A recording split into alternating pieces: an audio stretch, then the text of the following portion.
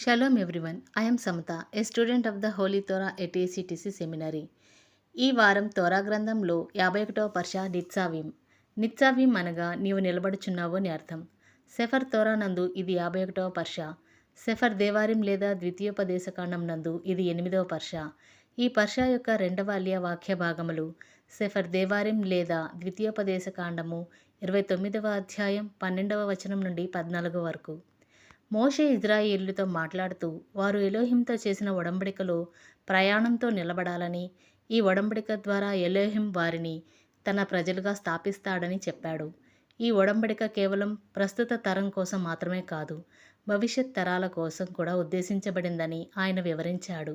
ఈ భాగం ఎలోహింతో ఒడంబడిక యొక్క శాశ్వత స్వభావాన్ని, అన్ని తరాలకు దాని ప్రాముఖ్యతను మరియు ఆయన ఆజ్ఞల పట్ల నిబద్ధతను బోధిస్తుంది.